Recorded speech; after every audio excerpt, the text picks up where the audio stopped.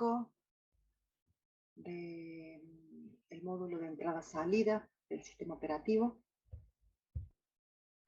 Que ponga el chat un costadito, así puedo seguirlos.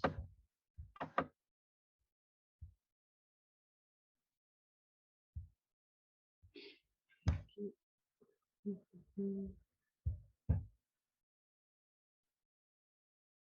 Ahí está.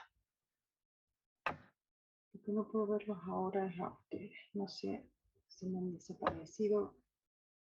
No sé qué opción toque para que no aparezcan los nombres de la pantalla.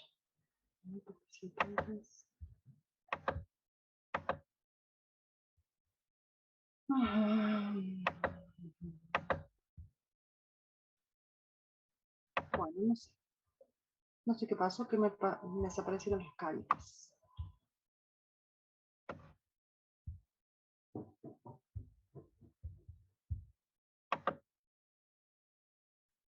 Ahí está, ahora sí. Era porque había borrado el video. Me di cuenta.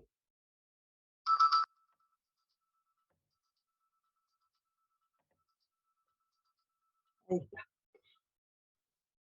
Bien, empezamos con controladores de dispositivos. La clase pasada vimos hasta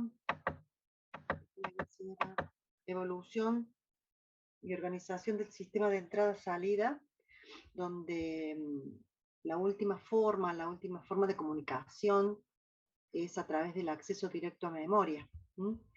Y continuamos con el tema de controladores, que yo dije, bueno, dejamos porque estaba yo cansado ese día.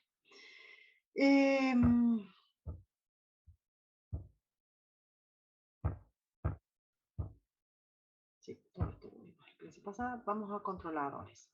Había hecho una introducción donde hablaba de que todos los dispositivos o unidades de entrada-salida se conformaban, estaban compuestas por dos componentes básicamente, que se los consideran como uno mecánico y el otro electrónico. El dispositivo mismo era considerado como un mecánico, que podríamos decir si de la impresora, la carcasa donde ponemos las hojas para imprimir, sería el dispositivo mecánico, pero hay un controlador, hay un adaptador o driver, que es el que hace de intermediario con el sistema operativo para que podamos entendernos, ¿sí? El usuario con el dispositivo. Entonces, también hablamos de que un controlador podía manejar varios dispositivos idénticos. Si nosotros comparamos un disco duro con una impresora, obviamente no podemos usar el mismo controlador, pero si hablamos de impresoras, y generalmente las impresoras de una misma marca pueden usar un mismo controlador, aunque los dispositivos sean un poquito diferentes. El sistema operativo accede a ese dispositivo por medio del controlador. Aquí vemos un gráfico donde vemos que el bus de comunicaciones, que es esta línea negra, comunica a la CPU con la memoria. ¿Sí? La CPU está comunicada con la memoria a través del bus de comunicaciones o bus del sistema. Pero si nosotros queremos acceder al disco o a los discos o a la impresora, que están representados a través de este cuadrado y estos cilindros, no podemos acceder directamente a través del bus. Hay un intermediario que son el controlador del disco, uno solo para dos discos, por ejemplo, y el controlador de la impresora, que es uno para una sola impresora. Si tuviéramos un disco sólido, ¿usaríamos el mismo controlador? ¿Qué les parece a ustedes? Acá un disco sólido y un disco duro. No, dice Franco que no. ¿Por qué, Franco? ¿Qué te parece?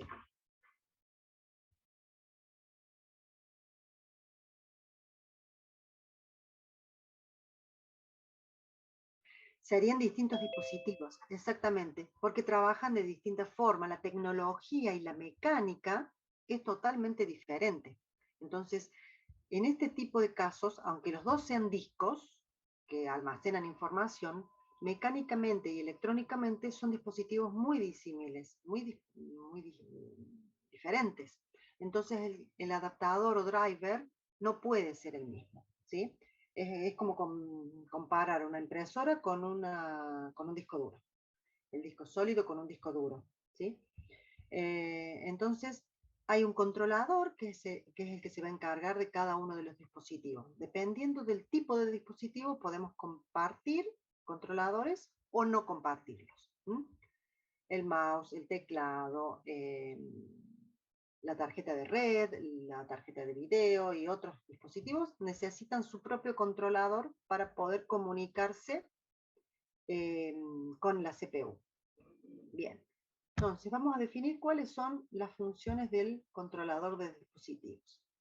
Es el que convierte el flujo de bits en una serie, el flujo de bits en serie en un bloque de bits, uniéndolos en su buffer, ¿sí? Acá estamos hablando del controlador de disco duro. Y corregir la suma de comprobación. Veamos en este grafiquito cuál es el...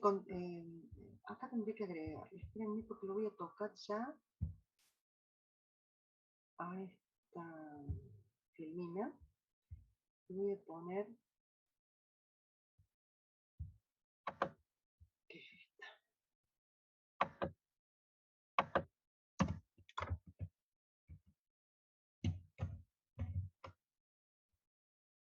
Entonces, vamos a hablar del controlador de disco duro. El controlador de disco duro convierte el flujo de bits en serie en un bloque de bits. Y ahora vemos cómo es este tema. Imaginemos que este es nuestro procesador. Acá tenemos la memoria y aquí hay una región de la memoria donde se va a guardar información. Este es el bus del sistema. Y acá tenemos el disco duro. Pero para comunicarse con el disco duro tenemos un controlador, como dijimos.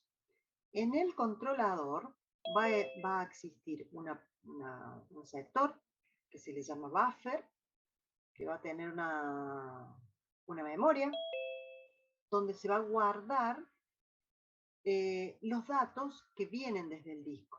Entonces, cuando se realiza una operación, ya sea de lectura, ya sea de escritura, todo va a quedar almacenado en este buffer para ir hacia el disco o cuando traigo información del disco que va a ir hacia el procesador.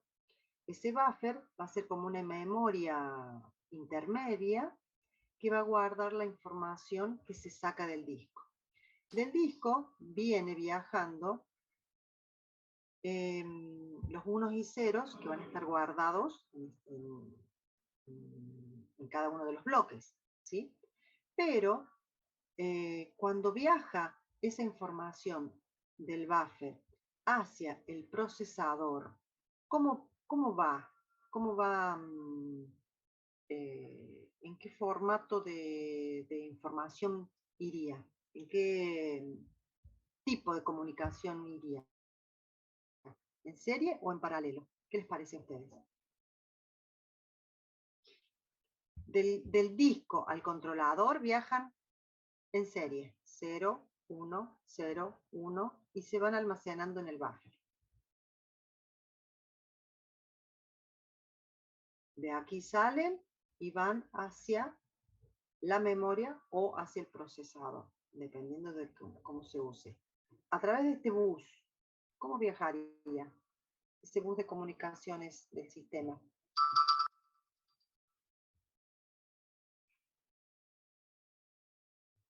Viajan en forma paralela.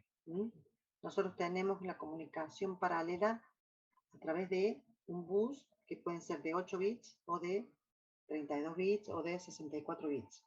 Sí, viajaría el bloque completo, exactamente. Bien, en ese buffer yo no puedo estar enviando cada vez que traigo un grupito de información, esos bloquecitos, viajando cada vez que voy trayendo. Entonces, lo que hace el controlador es acumular varios bloques, todo lo que se necesita, ¿sí? El procesador le da esa información a través de los registros del DMA, donde le dice en qué dirección de la memoria va a guardar y cuánta información es la que necesita. Todo eso se acumula en el buffer y cuando tiene todo listo, busca la dirección de memoria y la transporta a través del bus a la memoria. Cuando en la memoria está todo cargado, se le manda una interrupción para que el procesador atienda esos datos que estaba necesitando. Imaginemos que tenemos un proceso, eh, un proceso que está ejecutando. Llega una instrucción de entrada-salida. ¿Qué pasa con ese proceso? ¿Se acuerdan qué pasaba cuando llegaba una instrucción de entrada-salida?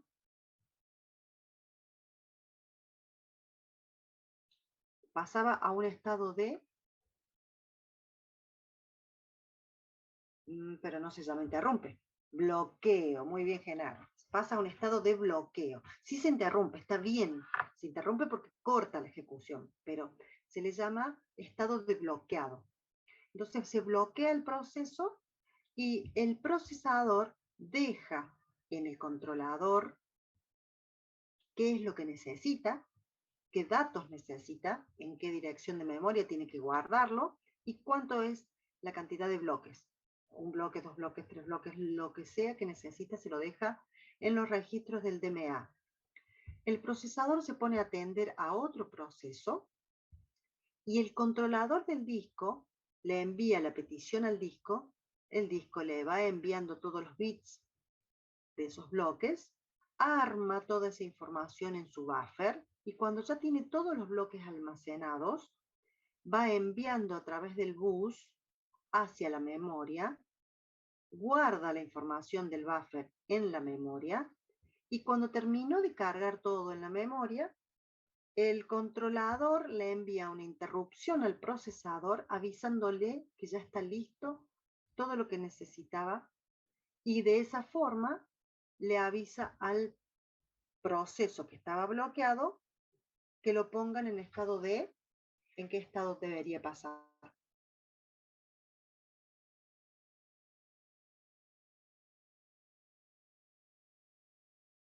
Si estaba bloqueado y recibió los datos que estaba necesitando, de listo, de listo. No hablemos de suspendido porque total no sabemos si está suspendido o no. Fíjense que acá está en memoria. Memoria es memoria RAM. Y acá es memoria de controlador, o sea que todo sería como RAM. ¿Mm? Sería estado de listo, nada más.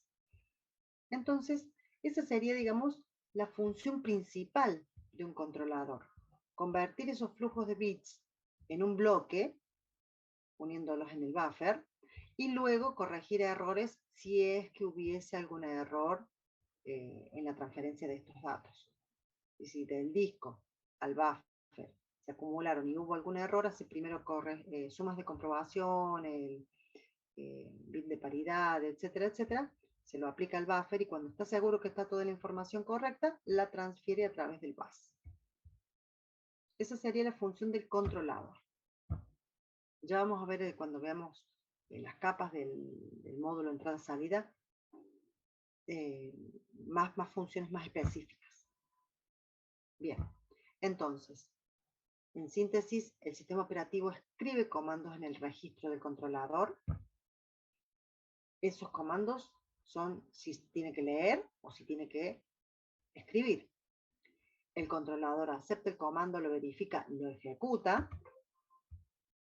Luego el procesador se libera y lo deja trabajando al controlador. Se dedica a otro proceso. ¿Sí? Al finalizar el comando que ejecutaba de lectura o de escritura, el controlador le emite una interrupción al procesador diciéndole que ya está todo listo. El procesador controla y lee los registros del controlador para ver si lo que necesitaba era correcto. El procesador traslada los datos a memoria. Fíjense acá, ¿qué encuentran de particular? Yo acabo de decir que al finalizar el comando, el controlador emite una interrupción, ¿sí? Y el procesador controla y lee los registros del controlador.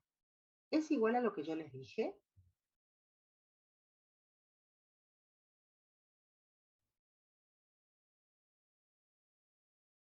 Sí, Franco, sí. El controlador estaría dentro del dispositivo de entrada-salida. Pero el paso 5 y el paso 6, que acabo de mostrarles, ¿es tal cual como se los dije yo?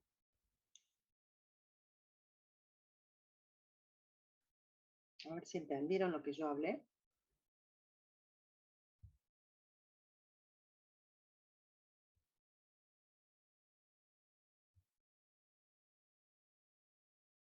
¿Alguien se da cuenta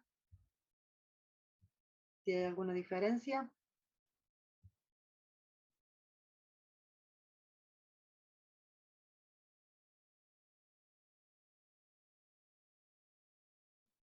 Bien, nadie se dio cuenta. El paso 5 y el paso 6 no son como yo los expliqué. Esto, que estoy hablando acá de controlador de dispositivos, este funcionamiento es antes de que existiera el DMA. Por lo tanto, el controlador hacía esta tarea donde emitía la interrupción avisándole que había terminado de cargar los datos, pero le avisaba al procesador para que viniera y le hiciera los registros. Si yo me vuelvo para atrás, era como que el procesador buscaba aquí los datos y los trasladaba a la memoria. En cambio, yo dije que el DMA se encargaba de trasladar a la memoria. Eso es cuando está funcionando el sistema o la comunicación con DMA. En este caso, yo lo que acabo de decirles es lo que hacía el procesador cuando no podía liberarse porque no existía el DMA. El procesador era el que controlaba, leía los registros y trasladaba los datos a la memoria RAM. Por lo tanto, se liberaba un rato, pero no era todo el tiempo, porque se tenía que dedicar a trasladar la información desde el controlador hacia la memoria RAM para poder procesar. Eso es, digamos, un funcionamiento viejo. Luego se mejora con el acceso directo a memoria, de forma tal de que el controlador sea el que lee o escribe los bloques de datos desde o hacia la memoria principal, sin la intervención del procesador. Ahí estamos liberando mucho más al procesador para no tener que trasladar esos datos. Actualmente se usa el DMA. Sí, sí, sí, general. En lo único que participa el procesador es al principio y al final de la transferencia, donde tiene que darle qué datos necesita y qué cantidad de información es la que se pide. ¿Sí? Cuando traslada información a los registros para decirle necesito grabar o necesito leer y necesito la dirección tal y la cantidad de bloques tal. Esa es la única tarea que realiza. Después recibe la interrupción cuando ya terminó todo con DMA. Es mucho más liviana la tarea eh, utilizando DMA. ¿Pero qué se requiere conocer? ¿No? ¿Qué datos necesito? Primero necesito saber si es una operación de lectura-escritura. Eso queda grabado en los registros. La dirección de memoria del dispositivo, es decir, si es para el disco, qué sector está destinado al disco. O si es impresora, qué sector de la memoria está destinado para la impresora. La dirección inicial de donde están los datos, a donde guardarse, y el número de palabras para leer o escribir. Esos 4 datos son los que necesita el DMA para poder realizar esa tarea y liberar al procesador de algunas operaciones que le hacen perder tiempo. Porque veamos un ejemplo que es lo mismo que les expliqué recién, pero de lectura de un bloque.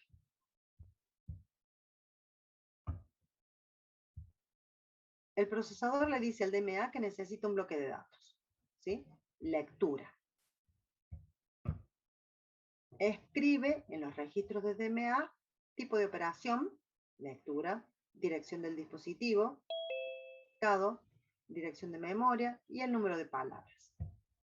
Luego, el procesador puede ejecutar otro proceso, porque todo eso ya se lo dejó al DMA, que forma parte del controlador. Luego, cuando el DMA finaliza la transferencia de los datos, es decir, ya fue, ya buscó a disco, ya buscó cada uno de los bits, armó sus bloques, todo el conjunto de bloques que caben en el buffer, los trasladó a la memoria RAM. Cuando terminó de trasladarlos, le envió una interrupción al procesador, la DMA o el DMA, y recién allí el procesador dice, ah, ya está todo listo, sí, bueno, ahora voy a procesar. O sea, no tuvo que ir a buscar nada, sino que ya se encontró con la información que está en la memoria. Aquí estaría un diagramita que explica la misma situación. El procesador está involucrado solo al inicio y al final de la transferencia. Y aquí otro grafiquito donde se vuelve a explicar. Es bastante sencillo. Era como un procesador aparte el DMA. Exactamente, Joaquín, empezó como una porción de la memoria, un procesadorcito dentro del dispositivo. Luego se generó como un procesador más dentro de un dispositivo o dentro de la placa base. Y ahora hasta puede considerarse una máquina extra. Si ustedes se fijan, nosotros tenemos servidores de impresión o servidores de base de datos, que son máquinas específicamente dedicadas a eso, nada más administrar toda la información que entra o sale a la base de datos, o toda la información que entra o sale a las distintas impresoras. Entonces, el DMA pasó de ser un pequeño procesadorcito dentro del controlador a luego pasar a ser parte de la CPU y luego ser una CPU independiente.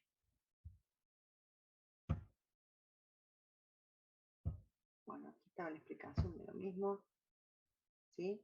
Primero la CPU programa el controlador, luego el DMA solicita la transferencia, luego se transfieren los datos, luego se envía un reconocimiento del controlador del disco hacia la DMA, y luego el DMA manda la interrupción a la CPU diciendo ya termine. Así terminamos la primera parte que nos faltó de la clase pasada con respecto a dispositivos de entrada-salida y DMA. Estas son las páginas del libro donde están cada uno de los temas que vimos. Esto también es parte de los temas que vamos a ver ahora, ¿sí? Toda esta parte de Stalin y de Tannenbaum son los temas que vamos a ver en esta filmina que va a comenzar ahora. Bien, cierro esta y abro la próxima. Profe, ¿puedes subir la que viene, la que vamos a ver ahora? Dale, la vamos a subir. Esta filmina, guardar.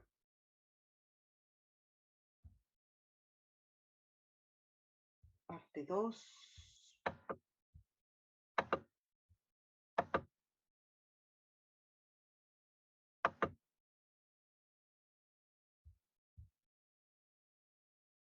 Transformándolo en PDF para que sea fácil de acceso a ustedes.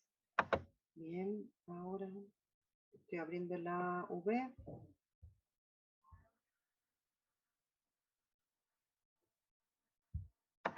Subírselas si le tienen una mano.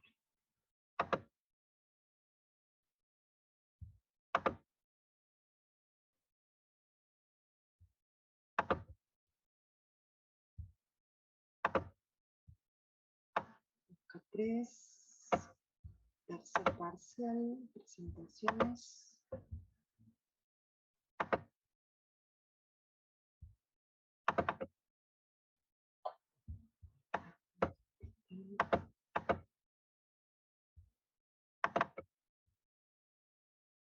parte 2 es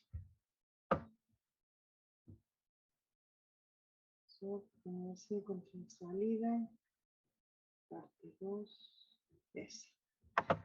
Bien, ya está. Fíjate, Cintia, confírmame si llegó, ¿todo bien? Yo les voy a compartir lo que en principio.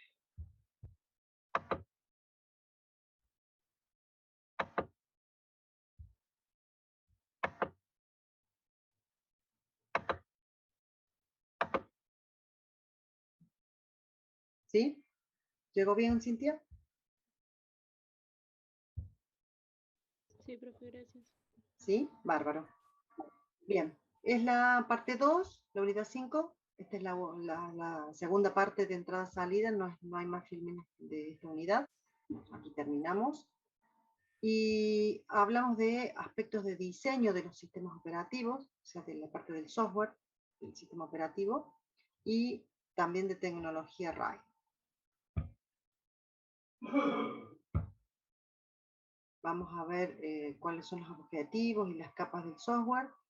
Un poco de la utilización de buffers de entrada-salida, que son los que aumentan el rendimiento del software. Discos y políticas de planificación de los discos. Vamos a ver algunos algoritmos que se aplican para la búsqueda de información en los discos.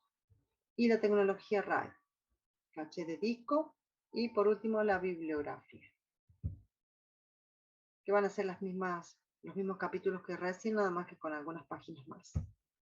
¿Sí?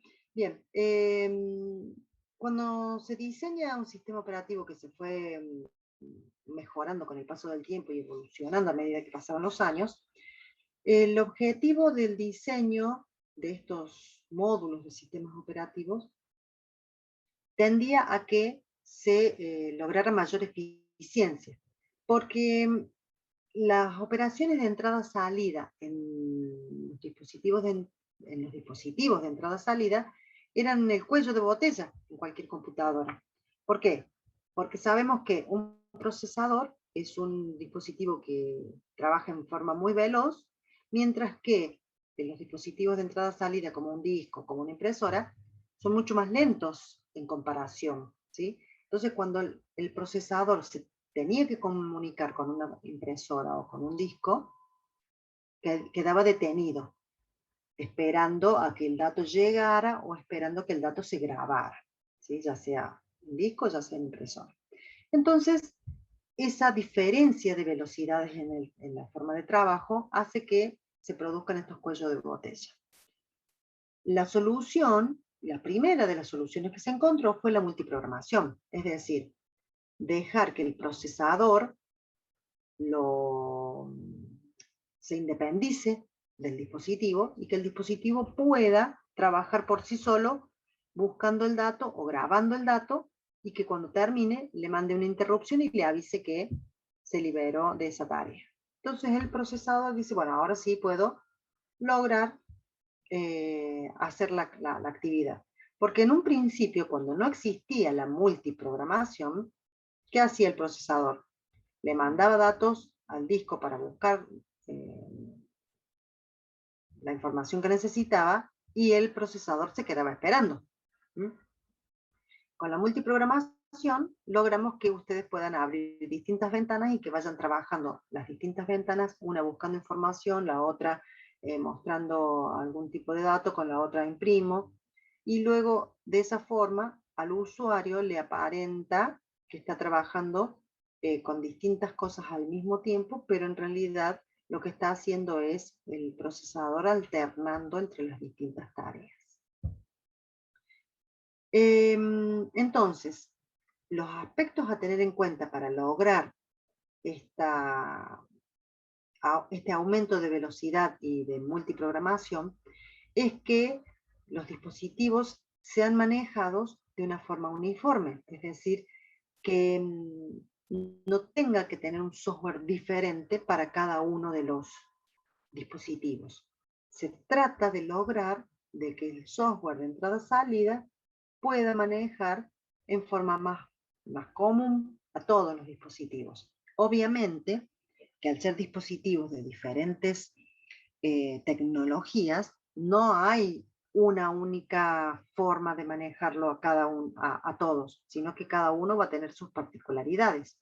Pero sí lograr, de alguna forma, hacer algunas maneras de que se simplifique esa tarea. Eso se logra a través de una estructura de niveles o capas, ¿sí? Es decir, que yo, cambiando de nivel, voy a ir logrando mayor detalle, mayor especificidad de acuerdo al dispositivo y subiendo de los niveles que sea más genérico para todos.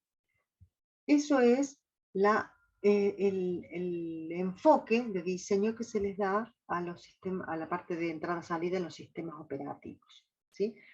Nombrarlos a los dispositivos de una forma uniforme. Cuando yo quiero mandar a hacer alguna tarea que sea, digamos, el mismo entorno el que se maneja, pero a su vez, cuando estoy hablando de un disco, no voy a tener que dar las mismas órdenes que para una impresora, ¿sí? Hago siempre estas aclaraciones de disco e impresora para que se vean las grandes diferencias que hay. Entonces, como les digo, en el diseño lo que se logró o se propuso para ir mejorando es esa estructura de niveles o capas, que es lo que vamos a ver a continuación y que de esa forma se logran muchas ventajas. ¿Cuáles son esas capas de software en la entrada-salida?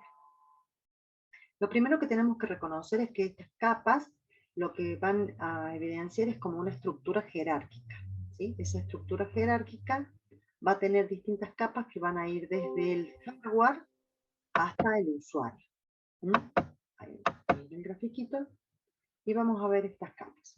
El hardware no es software, obviamente, ¿no? Entonces acá va a estar el hardware, que es la parte mecánica de cualquier dispositivo, y luego van a venir capas bien relacionadas con el hardware y van a ir subiendo de nivel de complejidad, pero a su vez simplificando la comunicación con el usuario, porque en realidad la última capa es la única que va a tener contacto con el usuario. Las capas intermedias se van a comunicar entre sí para ir bajando de nivel de complejidad y de nivel de, ¿cómo se le dice? Nivel de, bueno, no me sale la palabra ahora. De bajo nivel, ¿sí? Va a ir complejizándose el lenguaje de bajo nivel para llegar a un nivel de hardware. Entonces, la primera capa que está en contacto directo con el hardware es el manejador de interrupciones. ¿Se acuerdan que nosotros hablamos de las interrupciones y hablamos de el manejador de las interrupciones, que era una rutina que se comunicaba con el hardware y que cuando ya tenía el dato listo o la grabación lista mandaba una interrupción? Bueno, ese manejador de interrupciones es la primera capa de software de entrada-salida que se comunica con el hardware. Cada una de las capas siguientes va a recibir la información de la capa inferior y va a trasladar algún tipo de datos a la capa superior, hasta llegar a la cuarta capa, que es la que se comunica directamente con el usuario. Por ejemplo, cuando yo mando a imprimir un archivo, abro un software que me dice imprimir, me dice cuántas páginas, cuál es la configuración de la impresora, si va a ser las páginas pares, las páginas impares, etcétera, etcétera. Ese es el software que yo estoy manejando, pero es el software que está directamente relacionado con el usuario. Entre medio de la interrupción y el usuario hay otras capas como el controlador del dispositivo específicamente y el software independiente del dispositivo. Esas capas manejan la comunicación de hardware hacia arriba, interrupciones, controlador, independiente del dispositivo y capa de usuario. Y cuando el usuario se quiere comunicar con el dispositivo, es al revés. El usuario pasa por la capa de independiente, capa de controlador y capa de manejador de interrupciones, para llegar a que el hardware o el dispositivo haga lo que yo deseo. Entonces siempre la comunicación va de una capa a la otra. Cada capa brinda servicios a la capa superior y se sirve de funciones de la capa inferior. Vamos a empezar por la capa que sería la número 1, que es la más cercana al hardware. Es el manejador de interrupciones o esa rutina que llamamos rutina de interrupciones. ¿Qué hace esta capa? ¿Cuál es la función? Los procesos de usuario se bloquean hasta que finalice la operación de entrada-salida. Entonces, la capa de manejador de interrupciones. ¿Podría volver a repetir lo que dijo de que le brindaba servicio o ayuda? ¿Era? A la otra Bien, capa. No bien. podía anotar eso. La capa de cualquiera de los niveles brinda funciones o servicios a la capa inmediatamente superior, y la capa inmediatamente inferior recibe de la capa superior. Es decir, espérame un segundito, Cintia, que avanzo un poquito acá, a ver si lo tengo el grafiquito. Espérame, después vuelvo. Creo que tengo un grafiquito donde... Pucha, estoy confundida.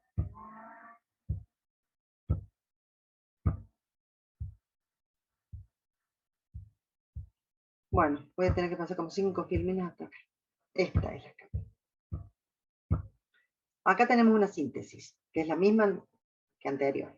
Acá tenemos el hardware, manejador de interrupciones, controladores de dispositivos, software independiente de dispositivos y procesos de usuario.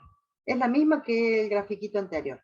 Pero acá dice que cuando yo realizo una petición de entrada-salida, cualquier tipo de petición, ya sea grabar o leer, entra por el proceso de usuario. El proceso de usuario solicita a la capa inferior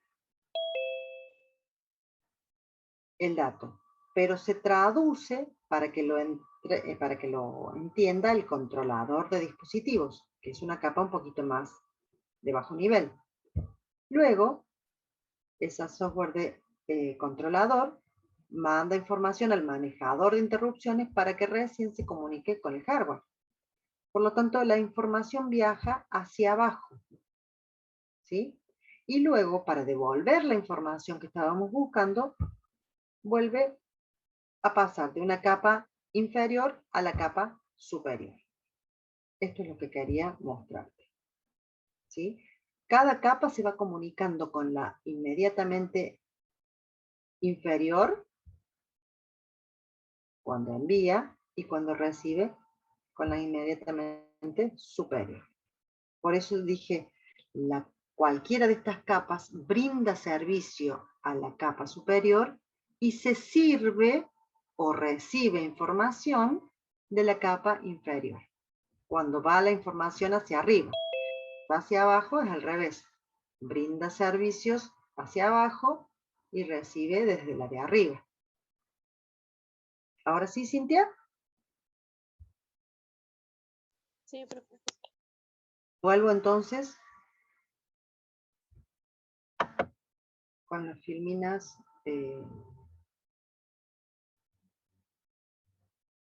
correspondientes. Ahí está. Estábamos en esta, ¿no? En las capas del manejador de interrupciones.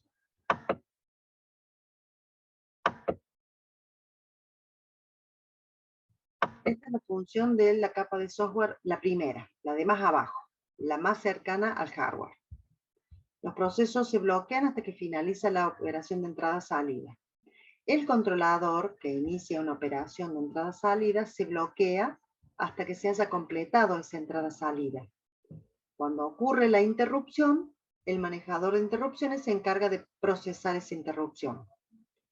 Procesa la interrupción, realiza la búsqueda mecánica y cuando se le avisa al manejador de interrupciones que ya se terminó, se desbloquea al controlador. O sea que mientras el manejador de interrupciones no mande de nuevo el aviso de que ya se terminó, esta capa no se comunica con la inmediatamente superior porque todavía está trabajando a nivel de hardware. Eso ya lo vimos cuando vimos interrupciones, pero fíjense que esa es la única función que tiene, pero le manda información a la siguiente capa, que es la capa controlador de dispositivo. Esta acepta las solicitudes de los niveles superiores, es decir, viene desde el usuario, desde arriba. Escribe los comandos en el registro del controlador. Emite y ejecuta comandos del controlador. Tenemos acá que cada controlador o manejador, que sería lo mismo, controla a un dispositivo, a un tipo de dispositivo. Por ejemplo, en el manejador de discos, ese manejador o controlador o driver debe conocer de cómo está compuesta físicamente ese dispositivo, si tiene sectores, pistas, cilindros, cabezas, qué movimientos del brazo del disco va a hacer, etcétera, etcétera. Es decir, que el controlador tiene que tener real conocimiento de la estructura mecánica y física del dispositivo que está manejando. Entonces, hay uno que se encarga de solamente de las interrupciones. Cuando la interrupción es para realizar una tarea, interrumpe. Y después, cuando termina la tarea, manda el mensaje de que se terminó. Luego el controlador hace los movimientos del disco para buscar la información que necesito. Cuando ya tiene la información, avisa para que el manejador de interrupciones avise que terminó. También administra la cola de solicitudes pendientes. Este controlador no solamente maneja el dispositivo, sino que también administra todas las solicitudes que hay, porque supongamos que es el manejador de disco. Puede haber varios procesos que quieran acceder al disco. Entonces, viene una solicitud de un proceso, la atiende. Y cuando viene una segunda solicitud de otro proceso, la pone en una cola de espera, porque puede atender solamente a una por vez. Entonces, mientras van llegando solicitudes, ese controlador de dispositivo administra esa cola de solicitudes. Luego pasamos a la siguiente capa, que se llama capa independiente del dispositivo.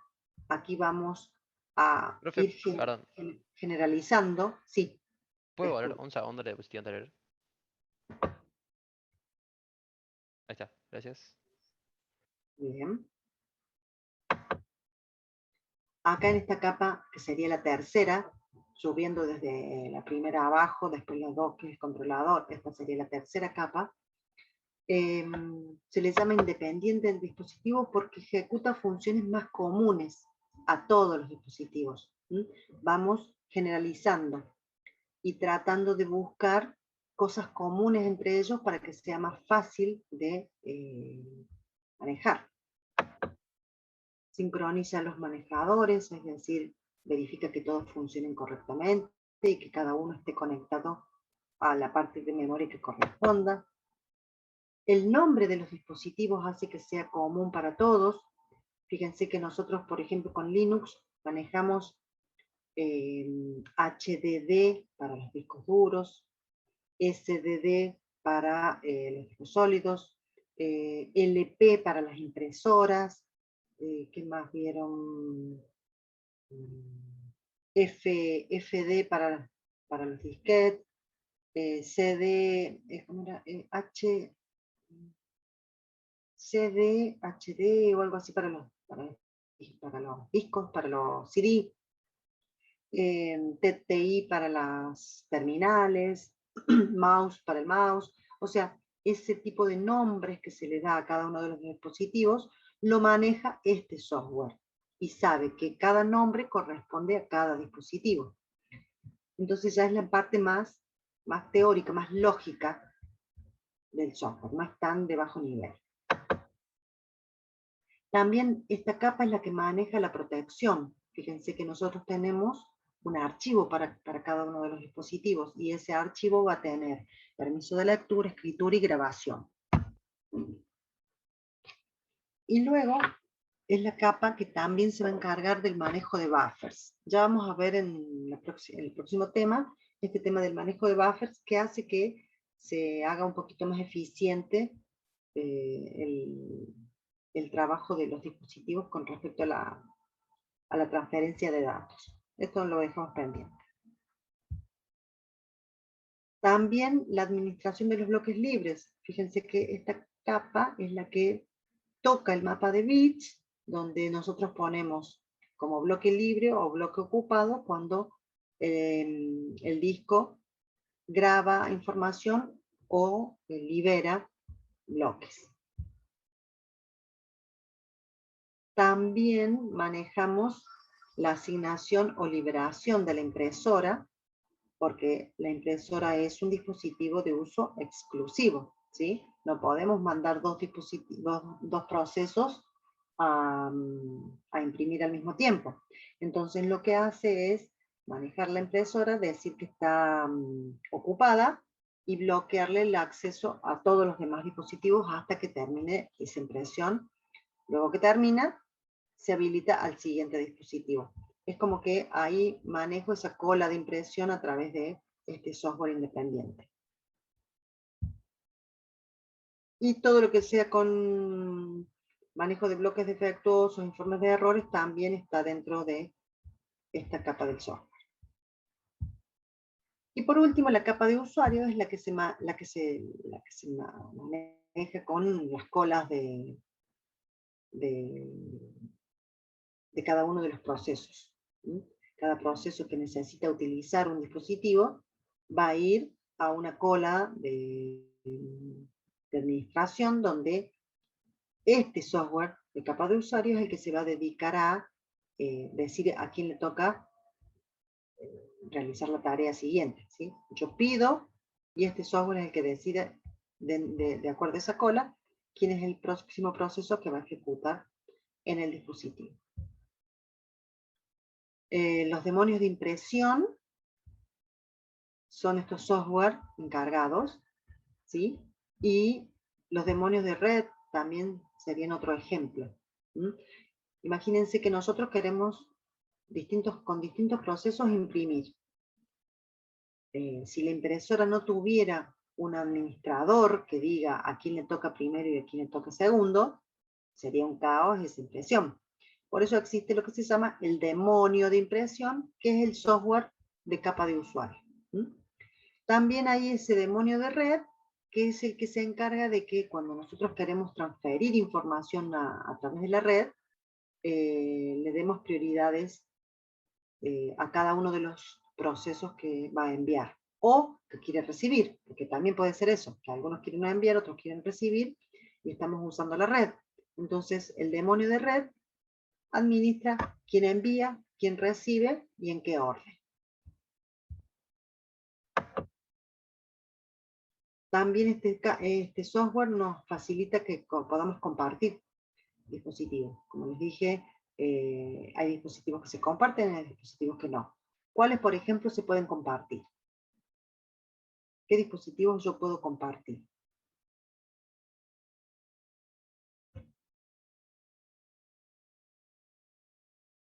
¿Qué les parece a ustedes?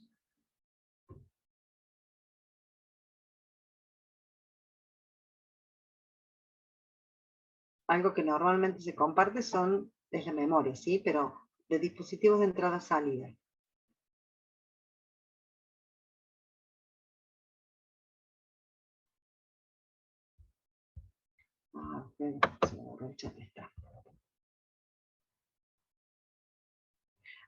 Genaro me pregunta si el software selecciona uno de la cola o va seleccionando secuencialmente.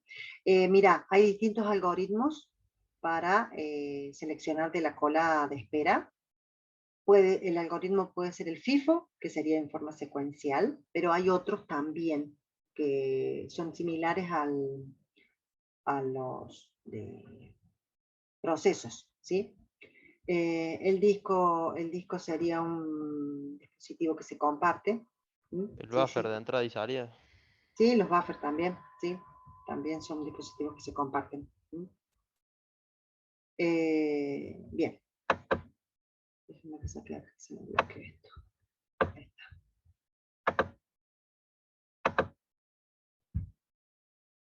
Bien, entonces aquí estaba la síntesis que le expliqué recién a Cintia, donde entonces cada una de las funciones de estas capas van completando con las capas superiores y a su vez cada capa, al ser independiente de la otra, significa que cumple su función de la forma que les sea posible, siempre y cuando utilicen el mismo lenguaje para comunicarse con la de arriba y la de abajo. Pero imagínense que cada uno de nosotros en forma jerárquica tenemos nuestras funciones. Yo como profesor puedo dar mis clases de la forma que a mí me parezca más conveniente. Sin embargo, yo tengo que cumplir con todo el programa. Entonces, a la capa inferior, que son los alumnos, yo les doy, yo y los otros profesores nos dan todos los contenidos, pero cada uno da su clase de la forma que quiere. Eso sería, digamos, ser independiente, pero a la vez poder comunicarse con todas las capas, perdón que no dice las capas superiores, faltó. Lograr el objetivo de dar la clase completa, lo hago y de la forma que quiero. El alumno debe estudiar y saber los temas completos, lo estudia y lo revisa y lo rinde de la forma que quiere, pero siempre en cuanto a que respetemos el contenido. Entonces, a eso se refiere con que cada una de las capas es independiente. No es que no se comunican entre sí, sino que se comunican con un mismo lenguaje, pero independiente en su interior, en la forma de realizar las cosas. Por ejemplo, estas capas son independientes también para el desarrollo, es decir, la capa de independiente del dispositivo. Si yo saco esta capa y la reemplazo por una capa más actualizada con nuevos comandos, esta capa no va a tener ningún tipo de problema porque debería poder comunicarse con la capa inferior y superior también, porque no están dependiendo una de la otra, sino que se comunican una con la otra. ¿Sí? Esa es, digamos, la interpretación de que son capas independientes y que la comunicación va en forma vertical hacia abajo y luego vuelve hacia arriba.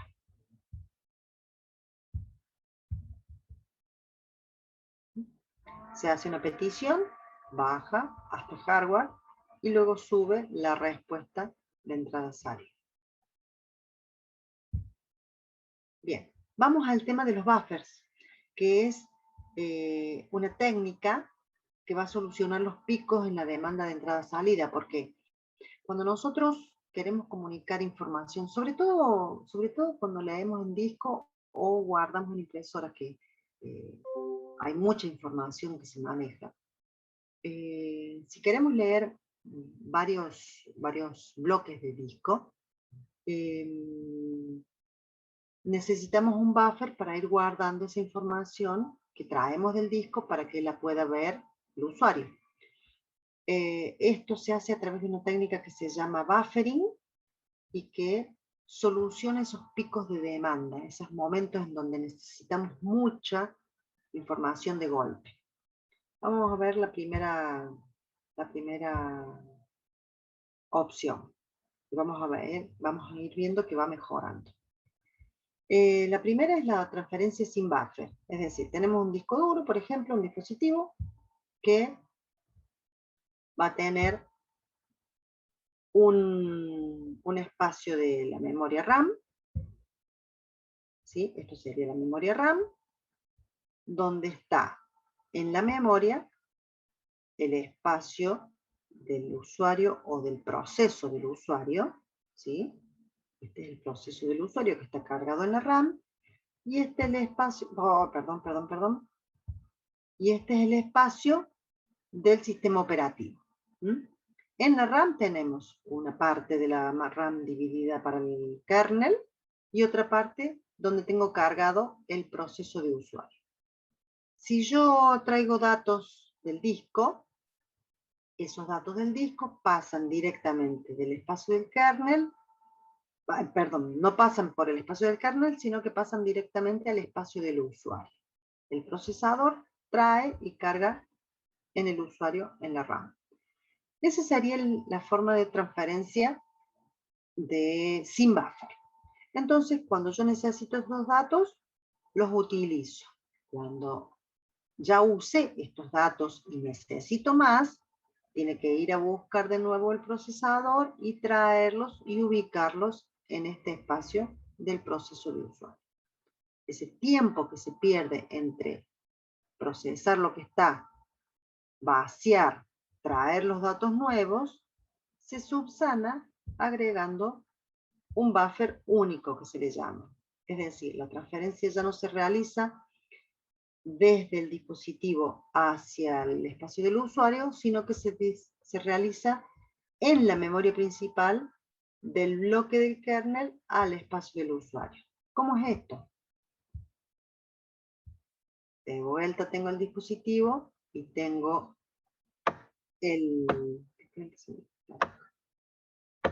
tengo el dispositivo y tengo el espacio del usuario, pero ya el espacio del kernel, del sistema operativo, para manejar más rápidamente esa información, le cede un pequeño espacio dentro del sistema operativo para guardar la información que traigo del disco.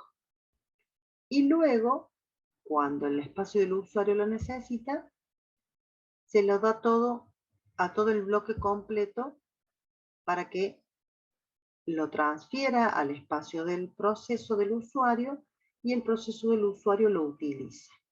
Mientras el proceso del usuario está trabajando, leyendo o calculando esos datos aquí en el proceso de usuario, el kernel puede ir trayendo más datos y guardándolos en la memoria.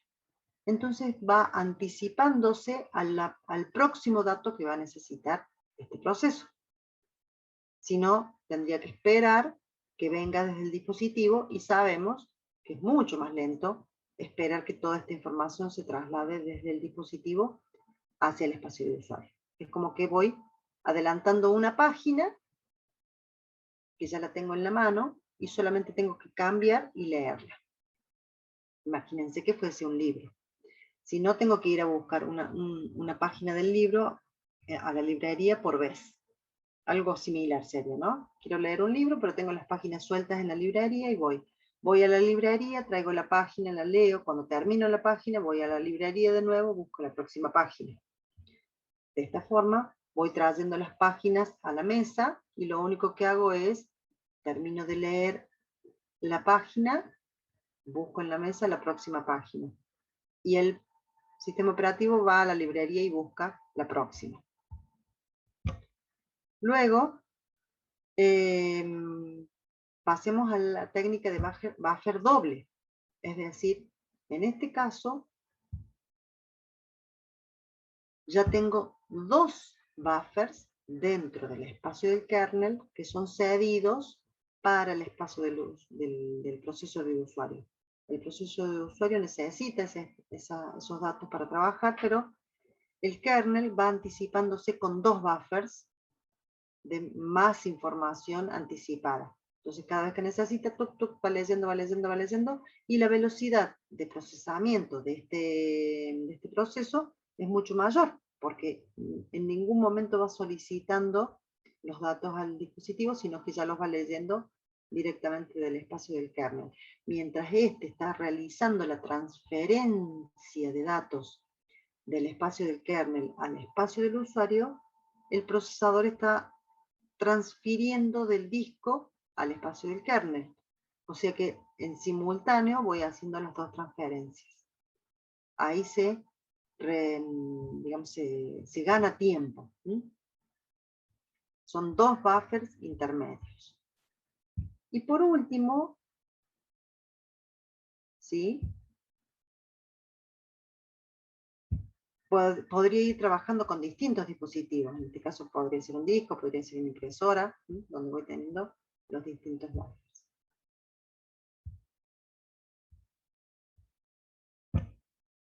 Y por último, la de técnica de buffer circular, que en vez de tener dos buffers, voy a tener 3 o más buffers en el espacio del kernel que van a ir moviéndose en espacios para que el usuario o proceso de usuario lea de cada uno de estos buffers y se vayan llenando automáticamente con una velocidad casi, diría que estamos accediendo directamente al disco, pero con la misma velocidad que procesa la CPU, ¿sí? Ya estamos tratando de nivelar esta lentitud que tiene el dispositivo a través de la lectura anticipada en el espacio del kernel. Esta técnica de utilización de buffers lo que logra o lo que permite es eliminar esos cuellos de botella que se realizan cuando quiero acceder a mucha información del disco, y de esa forma, al anticiparse y trayendo los bloques previamente a que los vaya a utilizar, hace que aumente la disponibilidad de los datos, ¿sí? Y los traiga previamente. Entonces, se acelera mucho la lectura o la grabación, en el caso de que fuese para grabar, ¿sí? En vez de traer, lo grabaría, entonces va grabando en cada uno de los bloques y va grabando en cada uno de los bloques, y luego estos bloques son trasladados al dispositivo también. O sea, para leer o para grabar sería la misma técnica. ¿Sí? Se asignan a la operación de entrada-salida 3 o más buffers intermedios. Por eso se le llama buffer circular. ¿Queda claro este tema de la utilización de buffers para la entrada-salida? De esa forma se aceleran las lecturas y escrituras. Y el proceso de usuario no se tiene que detener en esperar que llegue la información, sino que ya la tiene disponible al momento. ¿Preguntas? ¿Seguimos? Profe, después puede habilitar la asistencia, que Listo. me olvidé de marcar. Ahora, 2K3.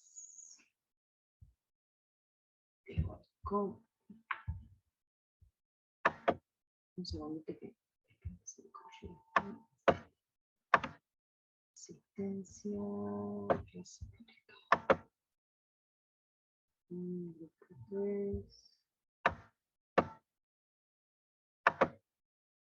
Profe dijo que el espacio de usuario no se tenía que detener a esperar que llegara la info, ¿no?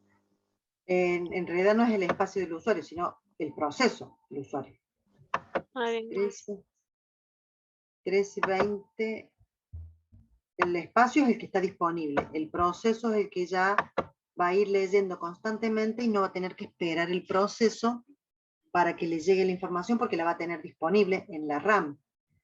Entonces allí no se va a bloquear el proceso. Ustedes recuerden, ya está habilitado, ¿sí? Ustedes Después, recuerden. sí. ¿Cómo? Después espero que me lo marque usted, profe, porque cuando se la una, el sistema me marque la ausente por defecto. Ah, claro, porque al cerrarse ya lo marca. Bueno, Y no hay espera, no. problema. Decime tu nombre, así ya te lo pongo.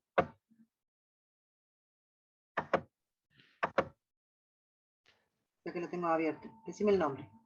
Andrés Bardají. Andrés. No te conocí la voz, Andrés. Si lo tenés la ausente, ahí está. ¿Alguien más? Bueno, perfecto. Ahí está, profe, gracias. Ok, espérame que busque ahora el filtro. volviendo para atrás un poquito, Cintia. Cintia fue la que me preguntó, ¿no? Aquí tenemos el espacio de usuario. En el espacio de usuario o espacio del proceso de usuario, ¿qué tenemos? Todas las instrucciones, todas las variables, las pilas. Y acá también los datos que yo estoy procesando. ¿Sí? Si yo tengo que leer para mostrar o tengo que grabar algún dato, está en el proceso de usuario. Ese proceso, cuando necesita buscar datos en el disco, dijimos que se bloqueaba. Pasaba a estado de bloqueado porque tiene que esperar que venga ese dato. Para evitar que se bloquee cada cierto tiempo muy seguido, es que creamos estas técnicas de buffer donde pide un dato y sigue pidiendo más. Entonces, trae el primero, trae el segundo, trae el tercero, trae el cuarto. Entonces, cuando procesa el primero, termina, va y busca en la misma RAM el segundo dato. No hace falta que se bloquee porque ya lo tiene. Y trabaja con el tercero y el cuarto. Y como va trayendo anticipadamente los siguientes datos que va a ir necesitando, hace de que el proceso ejecute todo el tiempo sin estar bloqueándose. ¿Y cuánto tiempo va a ejecutar? ¿Qué les parece a ustedes? ¿Por cuánto tiempo o hasta qué momento va a ejecutar ese proceso? Si va a ir tan veloz así. Hasta que se le acabe el quantum o nada que ver. Perfecto, hasta que se le acabe el quantum. Cuando se le acabó el tiempo, va a dejar de ejecutar porque ya no tiene tiempo, pero no porque no tenga los datos, porque ejecutó todo lo que más pudo. Se le acabó el tiempo, bueno, perfecto, ya no le doy más tiempo, entonces ahora sí tengo que esperar. Estoy bloqueado, pero no porque me falten datos, sino porque ya se me acabó el tiempo. En cambio, en los otros casos, por más que tuviera quantum, tuviera tiempo, al no tener el dato, sí o sí se tenía que bloquear. De esta forma evito que se pierda tiempo para cada proceso, porque voy trayendo más datos de lo que puede tener el mismo proceso. Bien, vamos a discos. Vamos a recordar un poquito lo de ACO, rapidito, rapidito. Una estructura de un disco rígido de tipo MBR, ¿no? Donde decimos que tenemos un sector o clúster de sectores, un conjunto de sectores, un sector sería esa partecita celeste, y la pista sería todo lo rosita. Celeste dije yo, perdón, fucsia, fucsia. Me salió la palabra celeste, pero es fucsia. Entonces, la pista sería todo lo rosa, la pista es todo el circulito. Un sector solamente es una parte de la pista que está, ¿cómo se dice? Interceptada por el conjunto de sectores, ¿sí? Entonces, esto es para que ustedes recuerden cuál es la estructura. ¿Por qué hago este recordatorio? Para que ustedes se fijen que tenemos algunos parámetros para poder medir cómo se mide la eficiencia o el rendimiento de un disco. Hay varias cosas a tener en cuenta. En ese disco tenemos un brazo lector o grabador, un brazo que se va a mover desde una pista a la otra para poder ir accediendo al dato. Entonces, para tener en cuenta cuál es el rendimiento de un disco, tenemos que tener en cuenta, por ejemplo, el tiempo de búsqueda. ¿Qué es el tiempo de búsqueda? Es el tiempo necesario para mover el brazo del disco hasta la pista solicitada. Vuelvo hacia atrás. La pista 1, 2, 3, 4, 5, 6, 7, 8, 9, 10. Entonces, a cada circulito, el brazo se va a ir moviendo así. Ese tiempo de búsqueda, el brazo se mueve de esta forma. ¿Ven el mouse ustedes, no? Yo estoy moviendo el mouse como si fuera un brazo lector. Acá tenemos el brazo. Fíjense que se mueve, chac, chac, por la pista, por las distintas pistas. Ese se le llama tiempo de búsqueda. El tiempo que el brazo se mueve hacia la izquierda o hacia la derecha, buscando la pista solicitada. Bien, vamos al siguiente tiempo. A ver si me movió acá el chat. ¿Cómo se mide el tiempo de búsqueda? Tiempo de arranque, que es cuando empieza a circular y moverse el brazo, más el tiempo que tarda para recorrer las pistas. A eso se le llama tiempo de búsqueda y así se calcula. El siguiente es el tiempo de retardo de giro o tiempo de rotación o retardo rotacional. ¿Sí? Pueden tiempo de retardo de giro, tiempo de rotación, tiempo de retardo rotacional, de distintas formas se suele llamar.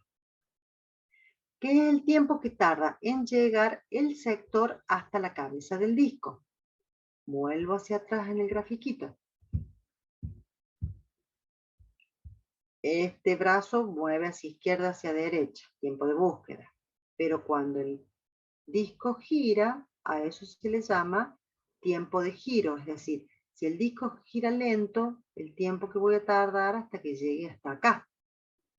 Si el disco gira rápido, voy a tardar menos. Y mientras más rápido gira el disco, más rápido cada sector va a llegar a esta cabeza que es la lectora. ¿Estamos? Entonces, tiempo de búsqueda, tiempo de retardo rotacional. Espero que se noten los movimientos del mouse porque estoy haciendo los movimientos del brazo del disco. Tenemos entonces tiempo de búsqueda, tiempo de giro rotacional y el tiempo de acceso es una resultante del tiempo de búsqueda más el retardo de giro. Cuando nosotros compramos un disco, tenemos que preguntar eso. ¿Cuál es el tiempo de búsqueda? ¿Cuál es el Profe, tiempo? una pregunta, ¿el disco siempre gira en el mismo sentido?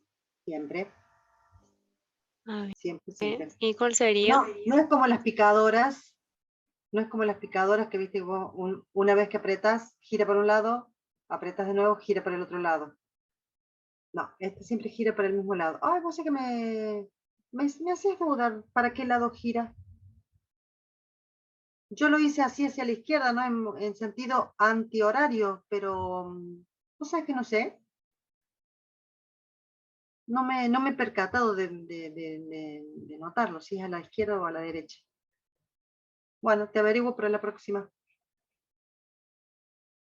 ¿Alguno de Dale, ustedes gracias. sabe si gira en sentido horario o antihorario?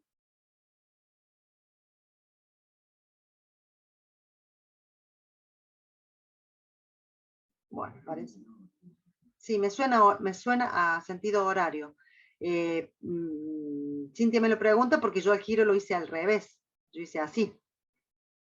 Y me parece que debe ser así el giro. Sí, me suena que el sentido horario. Me suena más lógico. Bueno. Después tenemos un tercer tiempo que también se calcula, que es el tiempo de transferencia. Es decir, cuando nosotros movimos el brazo a la pista que correspondía y luego el disco giró hasta que llegó debajo del brazo lector, es un tiempo que se le llama tiempo de acceso. Pero el tiempo de transferencia es el tiempo que cuando la cabeza ya quedó sobre el dato que tenía que leer, va a transferir ese dato hacia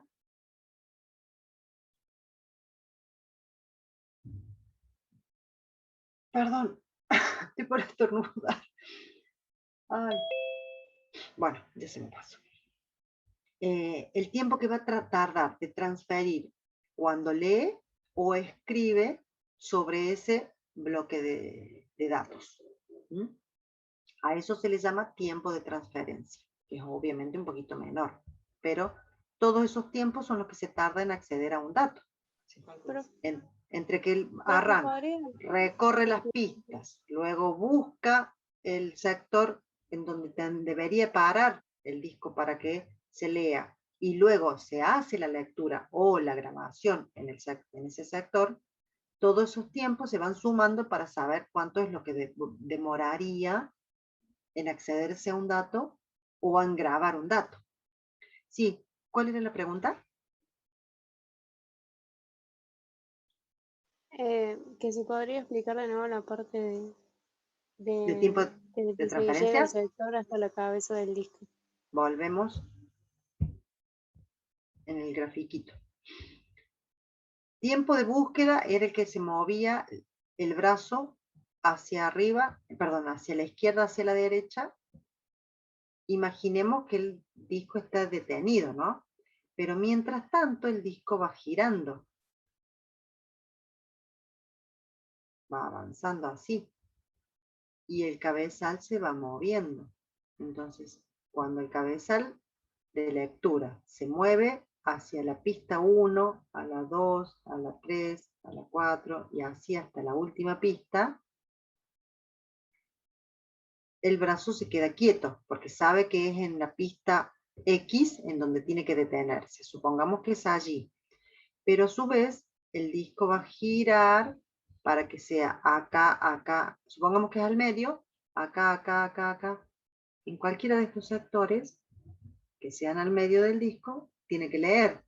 Va a detenerse en el sector que corresponda. Ese tiempo se llama tiempo de retardo. Entonces yo tengo que sumar el tiempo de búsqueda, que es cuando se mueve el brazo para acá, y el tiempo de retardo, que es el giro que tiene que dar todo el disco. Si yo tengo que leer una sola pista, va a ser un solo giro para llegar al sector. Fíjense. Ubico la pista, que sería esta. Y luego puede ser este sector, o este, o este, o este, o este, este. ¿Sí? Tengo todos estos sectores a los cuales puedo acceder.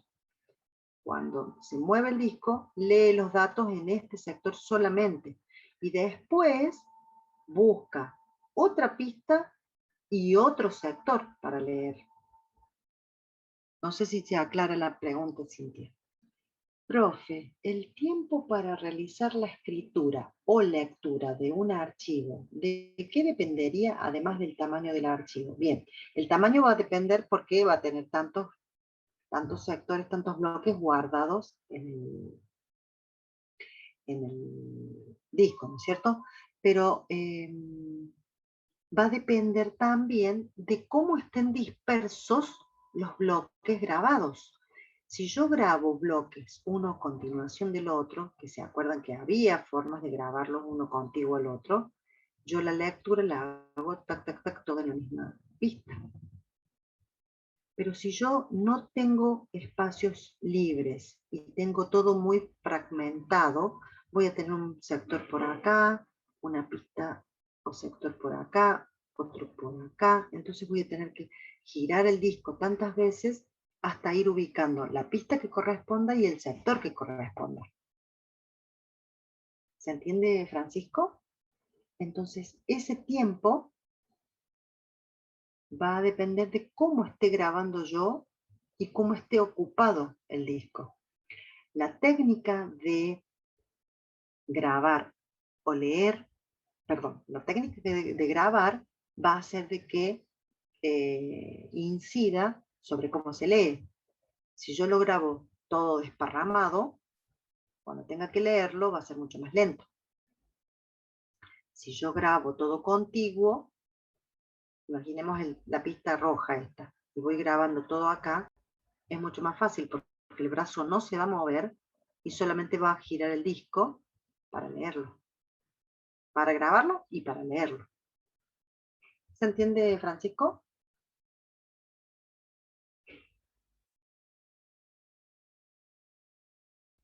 Exactamente. En el caso de que el disco esté fragmentado, se tarda mucho más en grabar y en leer. Entonces, por eso es que cada cierto tiempo hay que desfragmentar el disco para ubicar un archivo en sectores más contiguos y dejar bloques grandes para grabar la información de un mismo archivo. ¿sí? Eso es lo que tiene que la fragmentación y la desfragmentación. Por eso hacemos tanto hincapié, ya sea en la memoria, ya sea en los archivos, ¿sí? en el disco. De todas formas, ahora, con las tecnologías de los discos sólidos, cambia rotundamente la forma de trabajo. Pero también el tema de la fragmentación sigue influyendo. Bien, Cintia, ¿me hiciste otra pregunta o ya estaba aclarado? Porque no me acuerdo si me dijiste que te... No hice ninguna otra pregunta. Ah, perfecto, perfecto. No me acordaba si me habías preguntado de nuevo. Dale. Entonces avanzamos. Parámetros de rendimiento, entonces tiempo de búsqueda, tiempo de retardo de giro o tiempo rotacional, tiempo de acceso, no lo puse como un tiempo extra, sino que se calcula con estos dos. ¿Sí? Quizás la filmina tendría que decir que es un tiempo aparte. Y el tiempo de transferencia es el tiempo que tarda el cabezal en grabar o leer, que se le llama tiempo de transferencia. Cuando ya ubicó todos los sectores donde tenía que estar parado, se detiene el disco y se empieza a leer. Hay un tiempo que se llama lectura-escritura, que es el tiempo de búsqueda más el tiempo de giro más el tiempo de transferencia. Eso es lo que se llama tiempo de lectura-escritura. Mientras menor sea este tiempo de lectura-escritura, mejor es el rendimiento del disco. ¿Sí? Bien. Tecnología RAID. Ah, bien, es el horario. Así que vamos a pasar tecnología RAID para la clase que viene, que sería lo último que nos queda para ver de entrada-salida, que es muy poquito, serán 10 minutitos, 15 a lo sumo. Y ya comenzaríamos con la unidad número 6 de seguridad. Vamos a ver si llegamos. Hoy es martes, el martes que viene no es feriado, así que vamos bien. Vamos bien. Bueno, ¿alguna preguntita? Si no, ya dejaríamos la clase aquí.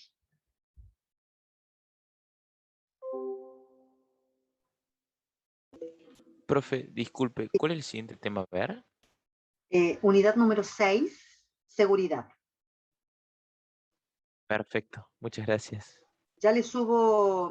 Ah, no, esta filmina la terminamos ahora. Bueno, les voy a subir la otra filmina si ya la tengo lista. Se las voy a subir para la próxima clase la tengan lista. Bárbaro. Nos vemos entonces. Chao. Gracias. Hasta el martes.